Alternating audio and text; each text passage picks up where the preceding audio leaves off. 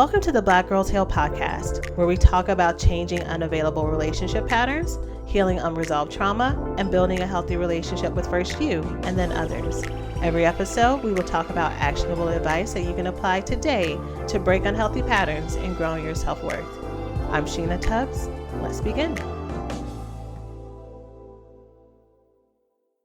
Hello, ladies, and welcome to the latest episode of Black Girls Heal. So today, I am talking with you about 4 different ways to exit the cycle of love deprivation, which is one of our intimacy disorders that we talk about here at Black Girls Heal. Now, I have already recorded this episode, but I wanted to come back here at the beginning before you listen because I wanted to give some clear descriptors of what love deprivation looks like. I talk a lot about the cycles of love deprivation this episode. I talk a lot about what it looks like as far as examples in the material sense and how we can deprive ourselves from like the luxuries of life and the pleasures of life. I also talk about some of the ways that we can deprive ourselves from the intimacy that we desire in our relationships with other people. And then, of course, the 4 ways to get out of it. But even with me sharing that, I wanted to come back and talk about specific descriptors so that if this is a new phrase to you, if this has been the episode that you have been waiting on, so many of y'all, especially in the text community, when I polled y'all, and I was asking, what is it that you want to hear more about? This topic, along with another topic, which I'm not going to tell you because I feel like if I tell you, y'all are going to be like, scratching, like very, very excited to hear about it, but it's coming. It's totally coming. But this is definitely number 1, women wanting to learn more about love deprivation, learning how to be connected to your self-worth and connected to your self-love. And so this is why we are starting this series. But because I talk so much about love addiction and love avoidance primarily in all the other episodes, and because many people may be new, we're going to talk about what are the different symptoms of it. All right. So here are some categories of love deprivation. Love deprivation is also known as love anorexia. It is one of the terms that's used in the sex and love addicts 12-step community. If you go to any meetings and they're talking about the different types of intimacy disorders, they'll talk about love addiction, love avoidance, and love deprivation. If you're lucky, you live in a city that's big enough to where there are specific meetings dedicated to just love avoidance or just love deprivation or love anorexia. But for the most part, you kind of just have to read the pamphlets as you go if there's materials available and learn with the information that's there. As I've taught about this type of intimacy disorder, I changed the name to love deprivation so that people could actually hear the term and actually receive it because of some of the emotional connotation that does come with the word anorexia and a lot of the history that many of us have with eating disorders. And so I wanted there to be more of a focus so that no one felt as if they could not move past what was coming up for them internally so that they can learn more about this dynamic that might affect them. So there are 3 different categories that I want to talk about in describing love deprivation. The first one is you may struggle with love deprivation if you find that you have a lot of fears and hangups. So especially when it comes to relationships. So fear of intimacy, of connecting with other people, fear of being suffocated, losing yourself, fear of having really intense feelings. So you may suppress your feelings a lot. Fear of being visible or seen just as yourself. Maybe if you fear your sexuality or fear of being attracted to other people, fear of starting a relationship or even sometimes exiting a relationship, right? Love deprivation is all about being in extreme restriction because of a feeling of low self-worth and sometimes even self-loathing. And you are very much keenly aware of shame and negative self-worth, which is different than a lot of things I'm going to be describing right now, overlap with love avoidance and even love addiction. But the difference is, for the most part, people who struggle with love deprivation are keenly aware of how much they do not like themselves or how much they wish that things were different. A lot of times people who are mostly love addicted or mostly love avoidant, there are other ways that they may compensate and may actually have more self-esteem in some areas of their life and feel confident. And so it may take a while for someone to even realize that they may have these issues because they have other ways that they may either self-medicate or that they actually excel in life. And so it takes them a while to actually figure out, oh, wait, these problems are not just temporary. Maybe they're connected to something deeper. But when you struggle with love deprivation, you see the problems, and then you also think, I am the problem. The second category of symptoms to let you know that you may struggle with love deprivation is maybe you have a strong avoidance of intimacy. So just going a little bit deeper with that. So you may intellectualize your emotions or to help you either gain power over them or to push them away. You may have trouble finding a balance between wanting to, rejuvenate or have some time by yourself and knowing what is actually you isolating and doing that out of fear. You may have a lot of distancing strategies, so avoiding relationships, avoiding dating, even avoiding friendships, doing that in a way that you may do that by believing that you're better than people or saying that you're above the petty incidents and petty things that happen between people. And so that's your defense, and that's the way that you justify having that distance between people. Or the opposite extreme, feeling very less than, feeling very one down and avoiding all of those types of relationships because you feel like there's not really anyone who's going to like you and want to connect to you. And so you may avoid a company of other people and withdrawal.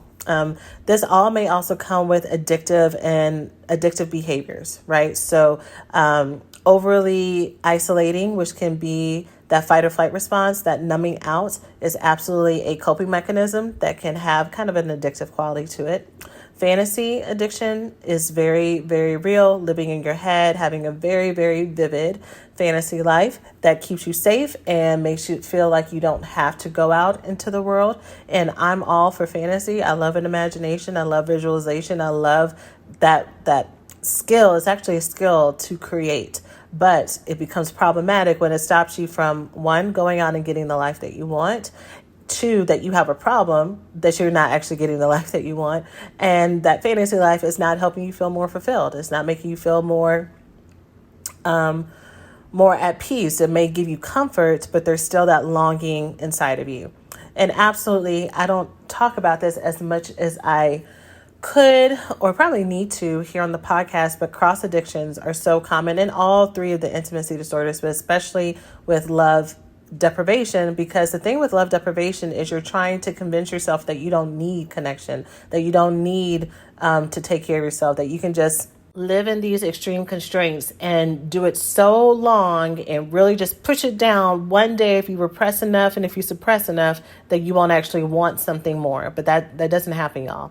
You cannot suppress your human needs for connection, for love, for attention, for intimacy, for sex, for sleep, for food, to look beautiful, to be treated as if you're beautiful. All those things are human desires. And if you're someone who is masculine presenting, still for you to be seen as attractive, for you to be seen as handsome, these are all human needs. And so when we're not taking care of our human needs, they don't go away, they come out sideways. So we may develop cross addictions to help us self-soothe when we are living in that extreme deprivation. So whether or not those cross addictions may include food, working, of course, money, drugs, alcohol, hoarding, porn, masturbation, TV, internet, running around, traveling, anything that is in excess, that it feels like you, no matter what you do, there's never enough. There is never enough information. There's never enough access of something,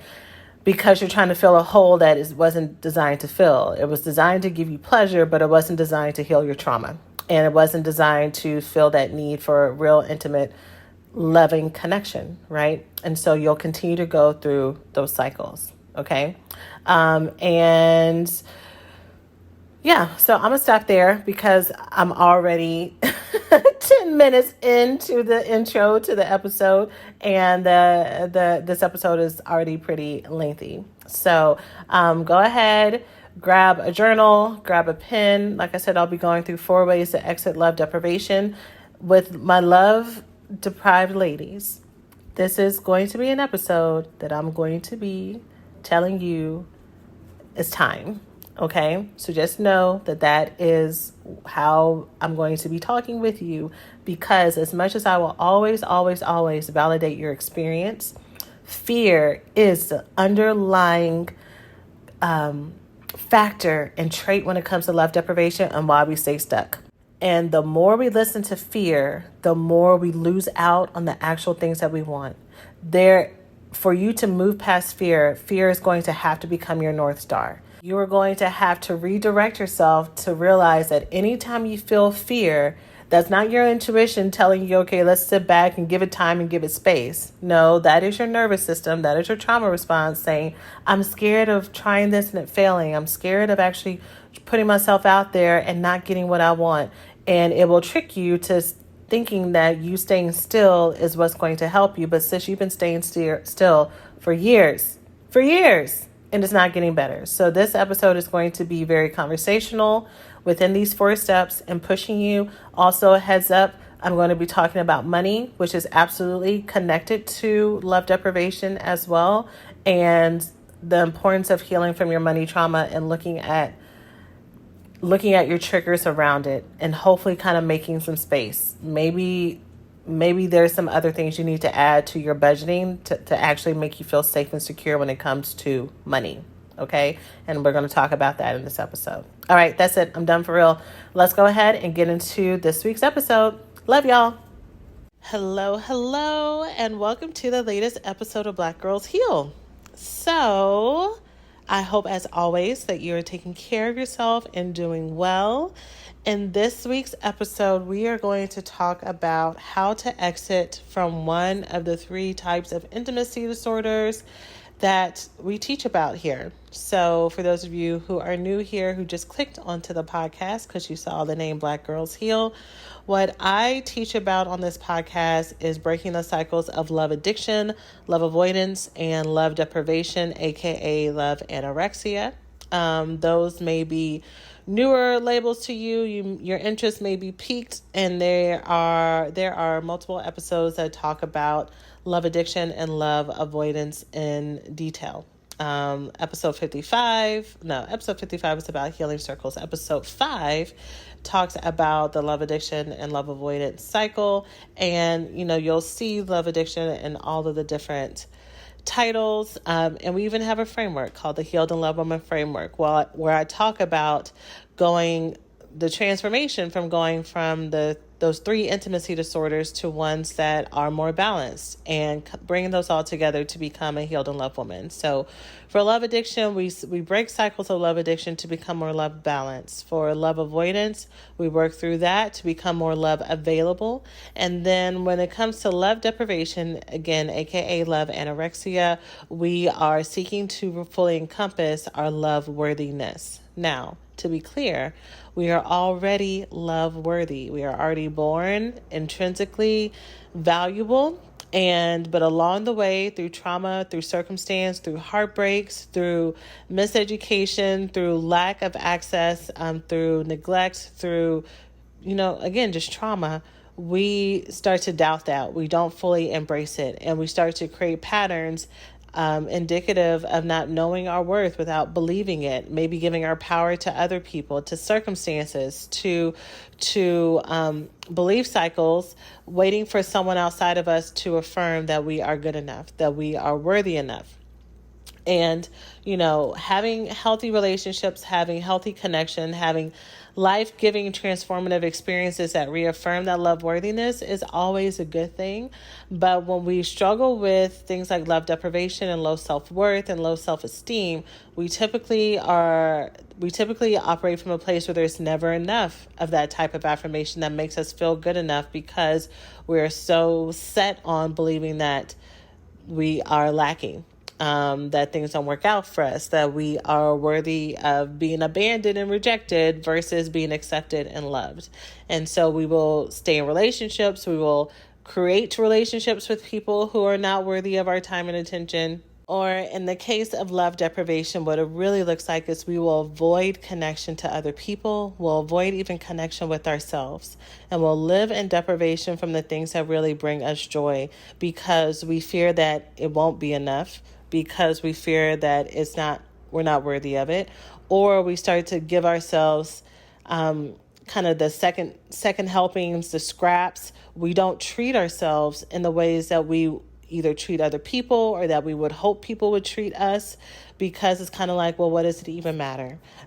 This is good enough, or I will just live my life without it. And we go so long in that deprived state that it starts to affect our sense of wellness as far as our depression, maybe our anxiety, and of course, our self-concept and our self-image. So for us to really step into our full and most developed selves, we have to be able to spot when we are living in deprivation, when we are not taking care of ourselves, when we are neglecting ourselves in hopes that we can learn to get comfortable to not have access to emotional nurturance, to physical nurturance, to even sexual nurturance, to taking care of our beauty, taking care of our body, right?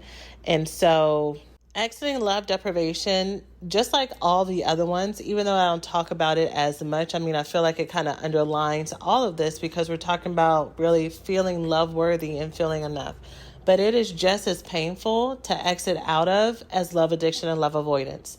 When you're exiting out of love addiction, the problem with that is the trauma bonds that you are attached to, that you have that attach you to these unavailable people. So that deep physical, mental, emotional pain that makes you feel as if you let go of this, if you have to live without them, that you physically, maybe even emotionally, will not be able to survive and make it. Breaking the cycle and the trauma bonds with those relationships and doing no contact or detoxing feels very dangerous to you, even though there's freedom on the other side. With love avoidance, when you're working through love avoidance, what is just as painful to break that cycle, because what that looks like is you opening up to people. That looks like you initiating. That looks like you letting people in, being vulnerable. It looks like you not running and cutting people off when it comes time to face conflicts, for you to not live in your head and make assumptions about what people mean and what they think, because you know more than they know what they're intending, and you're so sensitive to hurt and betrayal because, again, real trauma has happened for you in the past, but it blocks you from actually being available to real lasting love and connection. And so breaking out of that cycle and showing up and staying there when you feel the danger of intimacy and vulnerability coming at you is a very deep and intense cycle to break.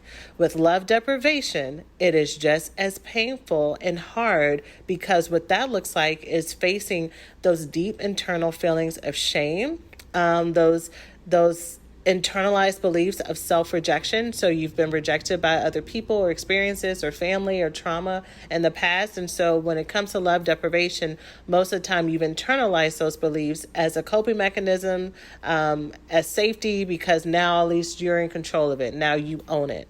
And so to exit love deprivation looks like you actually treating yourself, taking care of yourself, loving yourself. And that is painful because everything in you has created a whole life cycle that's built around neglect, denial, self-denial, minimizing yourself, taking a little bit of something, living in extreme frugality, living in hoarding, and sometimes even idolizing this martyrdom that you picked up, that you are better or more spiritual or more good or more humble or less selfish and more giving because you don't treat yourself good, right? Because you don't treat yourself well. And you have rationalized and justified that. So when it comes to actually looking at how you treat yourself, it is painful to look at. It's painful to change those cycles because you have taught yourself how to not do that. And I think depending on where someone is with any of these intimacy disorders, it's very easy for you to say, okay, well, this one I can understand why it is hard, but this one over there, it's not that serious. It's not that deep. But they're all very deep because of the trauma connection underneath all of them, right? These are all based on our deepest internal fears of the ways that our inner little girls were not taken care of, that we're not treated, that we're not adored, and that we as adult women have learned to create patterns to survive. And so what we're seeking to do is no longer survive, but to thrive. And so with that said, today's episode, I'm going to share 4 ways to exit love deprivation. There are actually 7 methods that I teach in our Love Woman Foundations course. This is not our main coaching program. This is one of those self-paced courses that are smaller, that anyone can participate and join in at. And actually in the month of May, we will be going through it together for 30 days. I'll be leading all the women who have enrolled and who want to join us on that journey to overcoming love deprivation. We'll be doing that this May.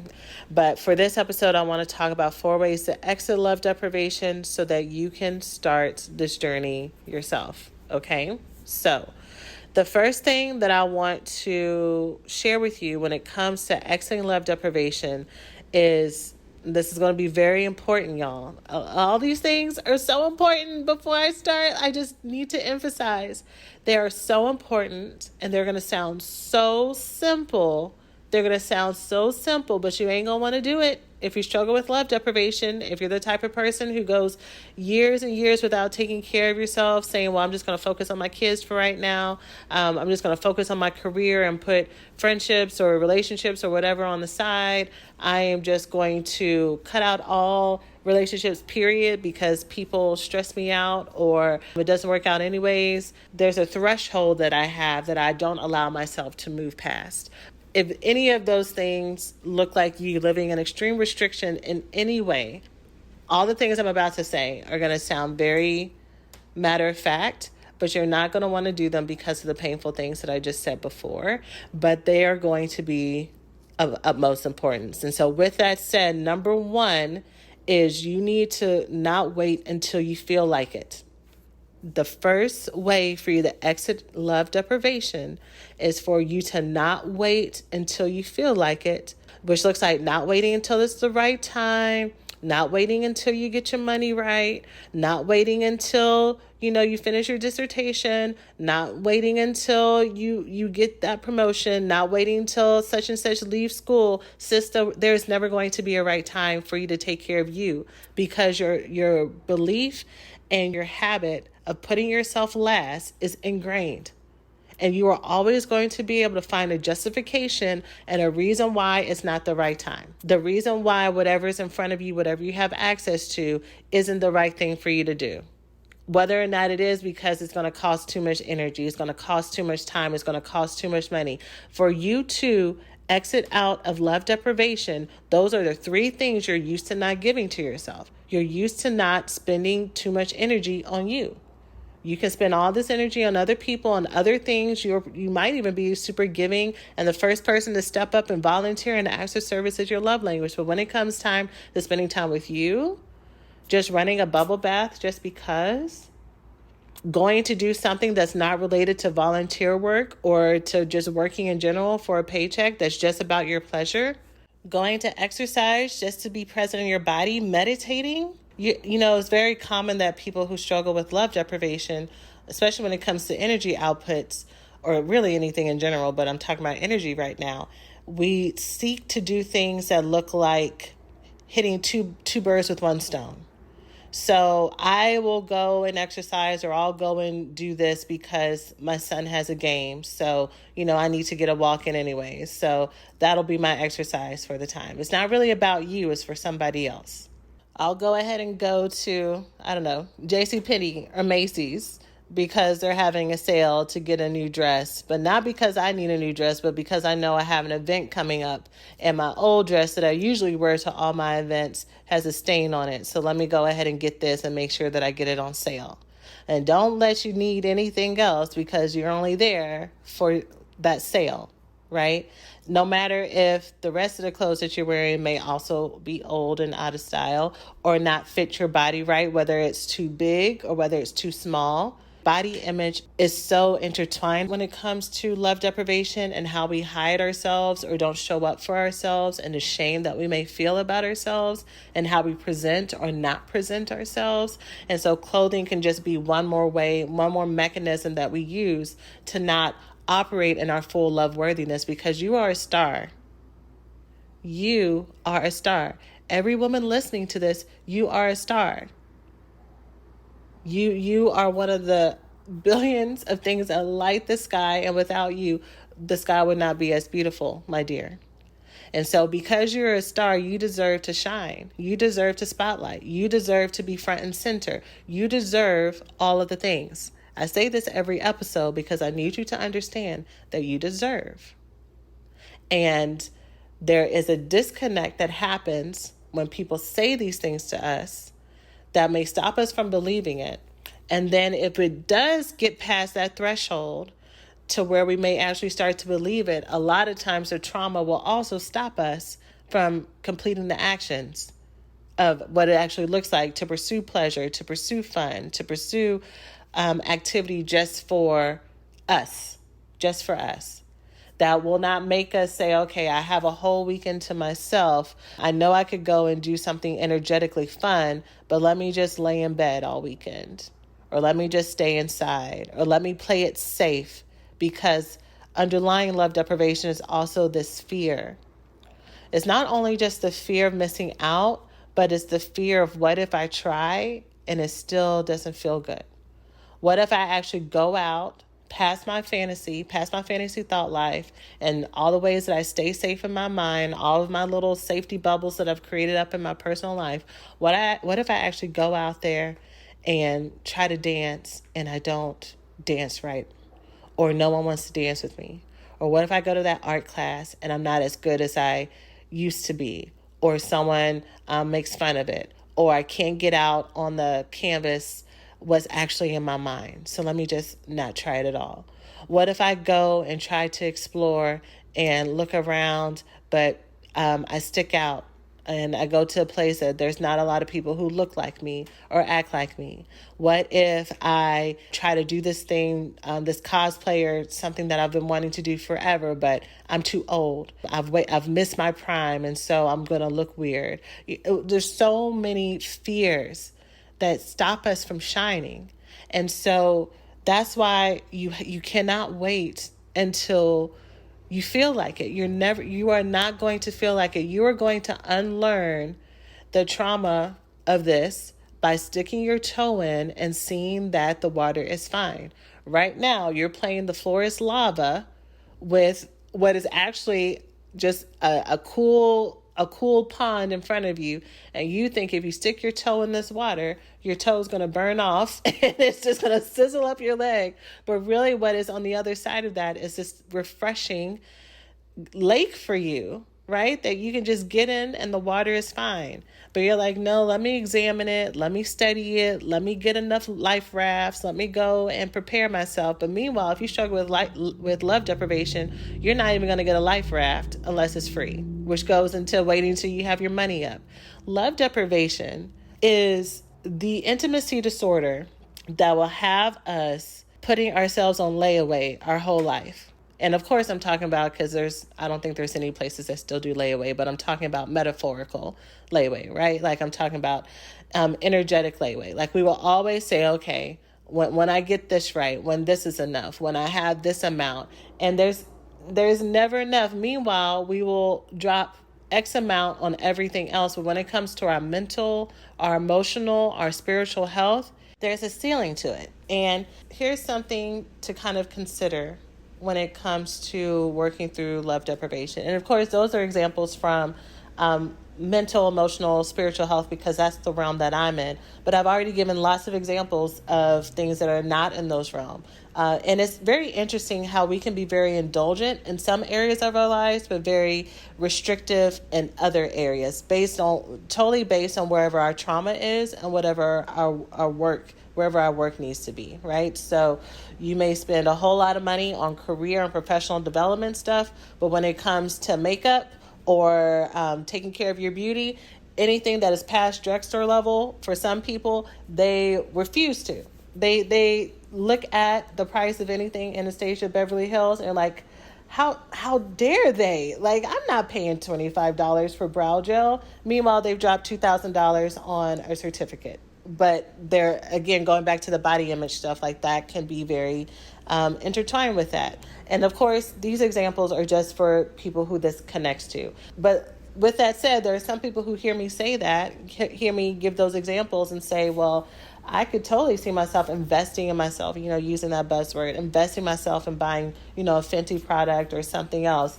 But I'd be damned if I spend more than $2,000 on a certificate or something for my education. Meanwhile, you're a Sephora beauty insider on the rogue level, and you were just at the Sephora sale, and you easily dropped multiple $1,000s on makeup. But in the background, you're wishing that you could develop more in your education. You're wishing that you could push forward. You're wishing that you could move to different levels, but you're looking for places and you're looking for ways to get it on cheap or on the free, or you have a mental threshold on how much something should cost. And what I'm trying to describe, which may not be as eloquent as it could be, what I'm trying to describe is that when it comes to love deprivation, it's often not about money. It's more about the trauma connection, about what we fear, about what was withheld from us as little girls, what was given too much emphasis on as little girls. And so we have some kind of belief system around how this area of our life is either not worth pursuing because it's too painful, because it's out of reach, because it's not fair, because other people have access to it, because people who help in this area are just taking advantage of us. Maybe we have some beauty trauma where we were bullied or not accepted. So when it comes to investing in beauty or body image stuff, not only is the fear of us not reaching this place where we actually feel good enough there, but there may be some connection to the pain of people who ostracized us before or excluded us before is there. For time's sake, let's move out of those examples and talk about giving time and how we may restrict our time when it comes to, or we may wait until we have enough time, quote unquote, before we start working on this, when really we have as much time as we have for anything else. So looking for time in your schedule to actually go to a social event. Let's say you've been living in social deprivation and you get to a place where you're thinking, wow, I really want to make friends and I really want to have more connection. And so you're waiting for the right moment and time to go. But meanwhile, somehow your schedule just keeps getting filled up with other obligations, with other events, with family things, because it's really hard for you to prioritize you putting the time there for yourself because you're not as aggressive around the boundaries of providing for you as you are for being available for work, for family, for other people in your life, for your kids, for whoever, instead of being there for yourself. Going back to the main point of this, y'all, we have to fully invest time, energy, and money-wise, whichever one of those three that's hard for you. Whichever one that doesn't come easiest to you, that you're quick to make excuses about, we have to invest it now because there's going to be another justification for the reason why we can't do it or why it's not the right time in the future. Let me say this because I started to say it, but I kind of got off track as I was trying to explain the rest of the points, but I was talking about looking for something that's free. When I was talking about looking for something that's free, that's not me knocking someone wanting to be intentional about the money that is going out and whether making sure that it's worth the investment for what they're trying to receive. When I was saying that, I'm talking about the energy around looking for excuses of why you should not make the next step, because if it's not free, then I'm not doing it. And that being just one more layer of a reason why you do not invest and move forward. For the same reason that I have literally seen people, or even had the experience myself probably, if I think about it, of getting access to something that someone gifted to you, you got a scholarship for, that it was free because it was from the generosity of someone wanting to be available to help, and not doing anything with it, right? You really thought in your head you wanted this thing, and then you have access to it, But the same excuses that I said before, that you don't have the time, you don't have the energy, that it's too hard, that you need more support, it doesn't, that prevents you from actually being able to fully engage in it. And when it comes to that, y'all, when it comes to any type of place where all the barriers have been removed from you, that you have full access to take the next steps that you need to, and you're still not taking the next steps, that's when you have to look at yourself. Is this really a money issue? Is this really a time issue? Is this really an energy issue? Or is there a fear of success or a fear of failure that I'm working through right now that I got to look at? Is this really an ingrained pattern where I'm used to treating myself last? And so trying to treat myself first has all these implications that I'm not ready to look at. Which leads to the second thing that I want to share with you, which is being willing to rewrite your story, which is also very hard. This is another simple thing that is very, very hard. If part of your story is that to exit love deprivation to a place of just acting your love worthiness, if part of your trauma is saying anything that focuses on you is examples of you being selfish or you being indulgent or you being greedy, or by you giving to yourself, you're taking from other people, you're going to have to rewrite that story altogether. That is absolutely a story that's built on codependence. That's absolutely a story that's built by being a parentified child, a parentified cousin, sibling, whatever.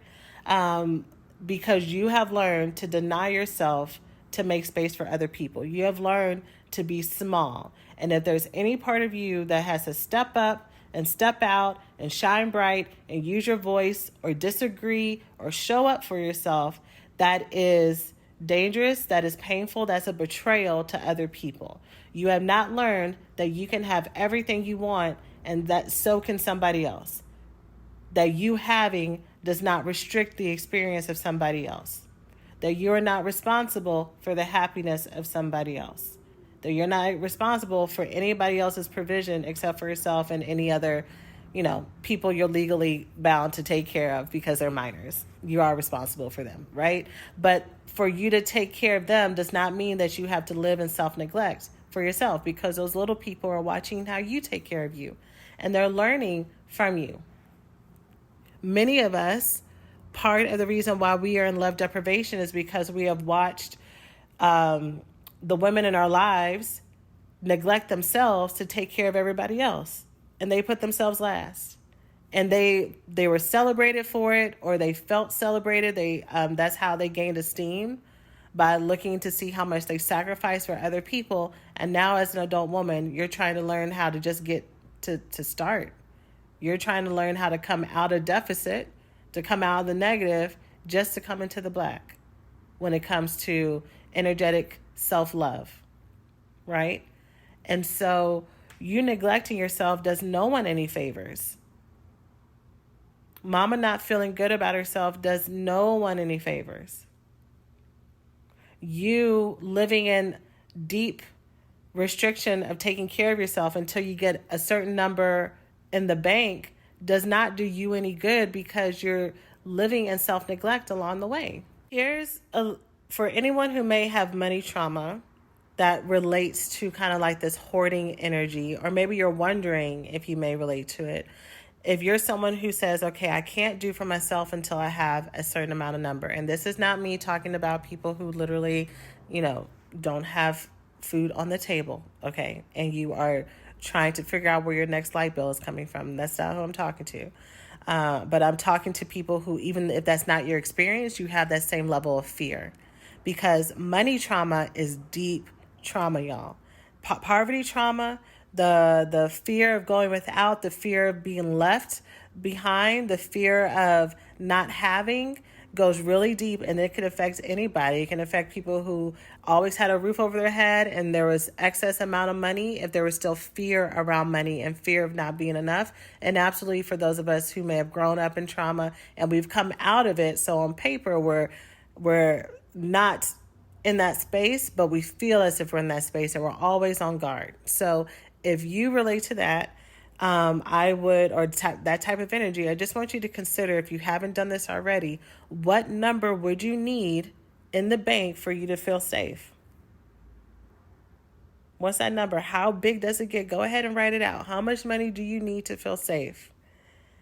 And for many of us, if once we start adding that number up, that number either doesn't exist or it's crazy big, right? Because on that list, you're trying to quantify how much you need to feel emotionally safe. So I need this amount so that I never have to worry about mortgage or rent again. I need this amount so I never have to worry about food. But this is how much medical emergencies cost, and this is how much cars cost, and this is how much X amount costs for clothes or for entertainment or for kids or for whatever else. And chances are, the amount of money that's going to take for you to feel emotionally safe is astronomical or doesn't exist. So when it comes to that place, that this doesn't mean that you stop being financially responsible, but you start to incorporate other belief systems into this story. Maybe it's not that I have to have a certain amount of money, but maybe this is a trauma response. Maybe I'm in fight or flight mode, and maybe if there's no amount of money that's going to actually make me feel emotionally safe, maybe I need to hit at this a different way. Maybe I need to get some mental and emotional support around this so I stop living in this deep hypervigilance of the other shoe dropping. Because if you don't, you will reach a place where you are financially safe or financially successful, or you're growing, right? That things are not like they were a year ago, 2 years ago, 10 years ago. But it's so hard for you to see it, to experience it, to enjoy it, to take care of yourself, to give yourself a little bit something extra every once in a while, to actually be present in your everyday life, because you're worried about the next recession or global warming or whatever else may be part of your defense cycle right now. There is a way to look at all of these real life things that are happening and still make decisions from wisdom, and still make decisions from a place of wholeness and not from a place of survival. And many of us, our nervous systems are stuck in survivor mode, and we never get a day or a moment off. And so the second point is be willing to rewrite your story. I'm not telling you to live in delusion. I'm telling you to look at, how have I constructed my story, and is this serving me in all ways? Is this actually helping me be more peaceful in my life, be more present in my life? And if it's not, is there another way for me to construct this to where I can take the lessons and the values that I've learned to live by that does not stop me from actually being present and enjoying all the things that I want and need to enjoy? So looking at your money trauma would be a really great step in doing this for sure. And money trauma can happen for any of us, no matter what our socioeconomic level is now or what it used to be. Money can have a very emotional tie to it, which is why people are very protective and reactive around it, not just because of what it is connected to as far as goods and services and utilities or whatever else, but also the meaning that was attached to money for us growing up and what's attached to it now, the power of it, the control of it, the availability of it, the ways that it may or may not have been manipulated, whether or not we had access to it but other people didn't, or guilt we may have around it, or vice versa, resentment that we may have because other people seem to always have access around it. If we see anybody selling anything or doing anything, then we feel triggered because we feel like they're taking from us, or again, the opposite, feeling as if we don't have a right to show up when it comes to money, and underselling, under-earning, not showing up as our full selves because we have fear that we are robbing other people or taking from them. Again, this money trauma stuff is so connected to our sense of self and identity. And later on, I'll probably do a series around money trauma. But for right now, that's what I wanted to drop for us here. The next step that I want to share is for you to be honest about what it is that you want in order to exit love deprivation. I've been sharing a lot of examples around material things and experiences, but really love deprivation, like the other ones, is about your intimate connections with people, and that inability or fear about being vulnerable with other people because you're deeply connected to that internal sense of rejection, that internal sense of fear, of self-loathing. And so you live in restriction because you are afraid relationships won't work out, or they're not available for you because you are unwanted, don't belong, any of those stories or anything related to that.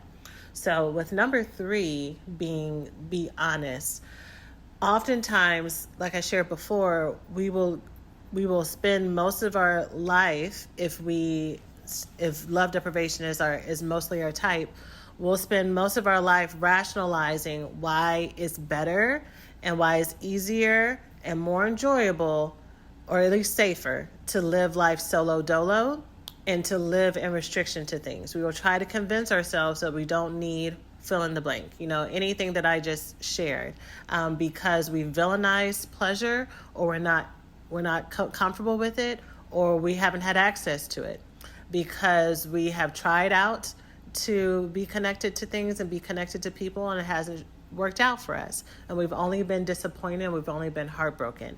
And oftentimes when it comes to love deprivation, the meaning we've taken from it is that we haven't measured up, that we haven't been enough, that we haven't been skinny enough, that we haven't been thick enough, that we haven't been tall enough, that we haven't been short enough, that we haven't been funny enough, smart enough, engaging enough, clever enough, quiet enough, loud enough. We haven't been enough in whatever area. And so we are afraid of being fully seen, for fear of what people will see, and that they will not like what they see, because there's a part of us that don't like ourselves. Oftentimes we're also in deprivation from our sexuality, and so feeling like, okay, I can go years and years without having any kind of connection to sexual pleasure. I don't need it, which is different than someone who is asexual, who from a place of wholeness and self-awareness, they don't have any desire or desire for that type of connection, versus someone who's living in love deprivation.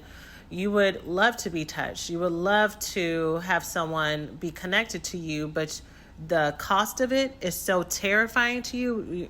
When there's terror around it, when there's fear around it, when there is that high emotional charge around it, that's how you know that this is probably more trauma-based versus this is a healthy, balanced decision for you. When we're not honest with ourselves, that doesn't mean that we will go with living without it. And what it does mean is that we will look for other ways to compensate for what we are missing out on.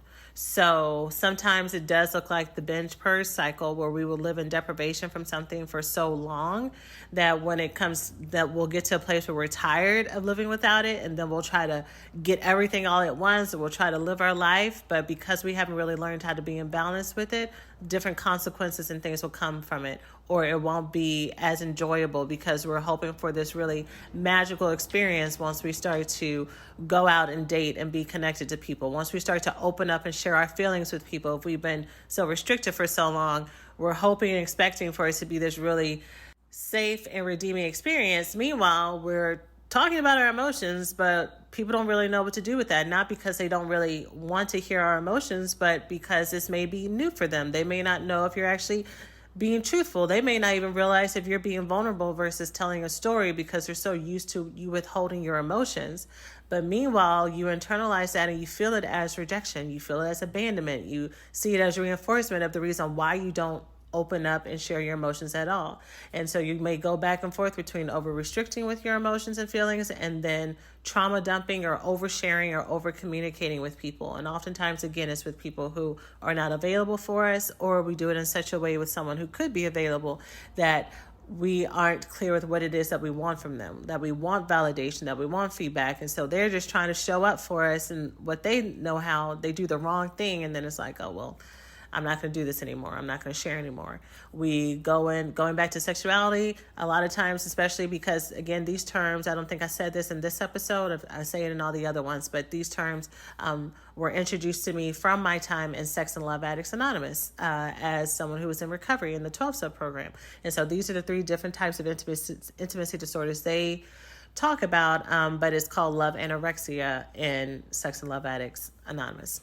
Anyways, when it comes to love addiction in that realm, in sexual anorexia, it looks like going years and years of your life being in deprivation from your sexual needs, or lying to yourself about your sexual needs. And then one day saying, you know what, I'm done. I want to be touched. I want to have experiences. And you may go and purge or binge and have lots and lots of sexual experiences, which sex is not bad. Sex is enjoyable and pleasurable, but you may connect with people just to have that connection, not really with people that you really are necessarily attracted to, people who are safe for you. And the experiences may not be those that leave you feeling fulfilled and happy and empowered and in control. You may feel the opposite of those things because, again, you're doing it in that restriction, overindulgence cycle. Okay.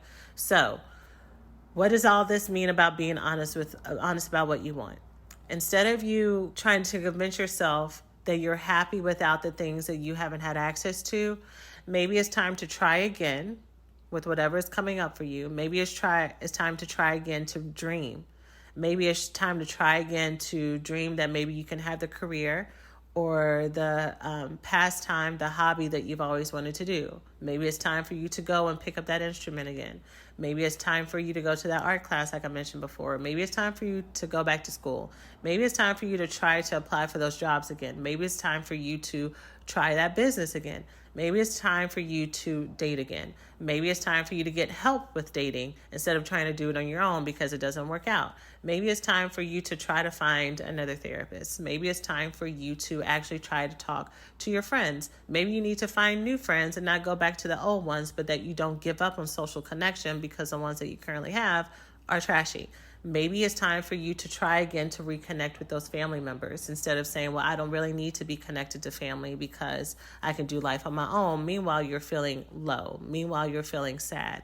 And this is why when I talk about, having boundaries with people and making intentional decisions when it comes to relationships, that sometimes you may need to take a break from people, but it doesn't have to be forever.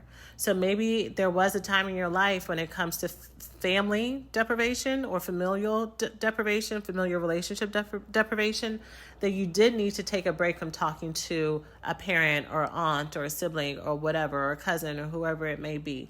And for that season, it felt really good for you. And now you're at a place where you're like, okay, I still need to have my boundaries, but I don't want to be in no contact anymore. So what does it look like for me to live in the reality that maybe they're not available for me exactly how I want them to be, but I also know me not talking to them is making me more sad than peaceful right now. So what can I give and what do I need to have in place to make this happen?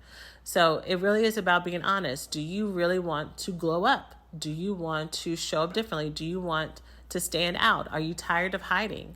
Right? So you have to be honest to know what it is that you're moving towards. And then the last one that I will share, and I will share this quickly because I'm looking at the time and this was a longer episode than I anticipated for it to be, is to be patient with yourself. So you are going to be learning a set of skills, a set of communication, a set of acting, a way of showing up, a way of being seen that you have actively avoided for probably the majority of your life, or at least a good portion of your life. And so having access to support and tools and skills and experiences is not going to magically make it all turn on. You're going to have to learn how to make it muscle memory and for how to make it a habit for you to think of yourself every day, to prioritize yourself in your schedule every day, to not immediately say no when it comes to investing in yourself, whether or not it's time, money, or energy. You're going to have to practice doing that every day, and there's going to be times that you miss out. There's going to be times that it slips your mind, that it's not even on your radar until later on. And you're like, oh, I probably should have said yes to that instead of no. That probably was an opportunity for me, and you're not going to realize that until after it's already passed, and you start to feel the emotions related to that because now you're honest about the things that you want. Now you're honest that you want to be in a relationship, that you want friendships, that you want to have orgasms, that you want to whatever it is that's important to you. As you're being patient with yourself, you may notice that you start to have more emotions about your past and trauma, and this is just a bonus thing for you to know. With you living in restriction and deprivation for so long, that's a sense of protection not only from rejection, but when we actually consider the things that we didn't have access to, or the things that we needed, or the things that were neglected to us or restricted from us, and we start to process that, it is very common for a lot of anger to come up and sadness or rage to come up. And it could be about things that we feel like, I've already thought about this. Like, I'm X age, I shouldn't be upset about this. I'm 50 years old, I'm 30 years old. Like, we're friends now. They've passed away. I already talked to my therapist about this. Why am I getting upset about this again? Well, maybe because there was a part of that trauma you didn't allow yourself to grieve before, and you didn't let yourself feel all of those emotions through. And so now those emotions are just now coming through. Now those emotions are here and they're present for you. And so now it's a time for you to process and work through those. Okay? So just know that is part of it. Those feelings will not be there forever, but they do need to be here because they're already here. They're already running the show in the background. You think by trying to numb out and not want anything that you're being safe, but really you're just putting your life on hold. And like I said before, putting ourselves on layaway, putting our joy and our pleasure on layaway. And we never pay it off until we actually just take that step. So I hope that this is a good introduction to getting the wheels turning on what it looks like to exit deprivation. Hopefully I hit in all the things that I share. Hopefully I hit on somebody's scenario who may have been wondering about it. There are so many different facets and types of deprivation that you can be connected to. So I try to do a scattershot here. In the Love Woman's Foundation course, I do talk about each of the different types of deprivation and go into more depth about them and what it looks like and how it shows up for you, and also exiting it. So what does it look like for us to live in our love worthiness? The other different ways that we need to work through exiting love deprivation that I didn't talk about in this episode because we're already at 50 plus minutes, right? And also what it looks like to engage in relationships as a love-worthy woman. Again, feeling love-worthy. You're already love-worthy, but actually knowing it and owning it. So again, we are going through it live together, or I'm teaching women about it live in May. And so anyone who is enrolled before that time, May 2022, can participate with us during that time. And you're going to have bonus lessons and bonus challenges and bonus experiences in the community group that we have available for women who do our smaller self-paced courses, our healing circle. So that is it for that. Oh, if you are interested, you can go to blackgirlsheal.org/thelovedwoman. Again, blackgirlsheal.org/thelovedwoman, or you can find it by clicking on the menu options and clicking on self-paced courses. So, and right now during enrollment, you have the option to join in for our May Loved Woman Challenge. So that's it, y'all. I hope you have a wonderful week, and we will be continuing our series in the next couple of weeks as well. And as always, please take care of yourselves. Hey, so thanks for listening to today's podcast. If you enjoy what you learned today, it doesn't have to stop here. Check out the Black Girls Heal website at blackgirlsheal.org for more resources to help you heal from intimacy disorders like love addiction and love avoidance. The best time to start or restart your healing journey is now. You can grab a free copy of our 5-step roadmap to heal love addiction, love avoidance, and love deprivation by going to blackgirlsheal.org/roadmap. And if you're on social media, feel free to follow us at Black Girls Heal on Instagram and Facebook.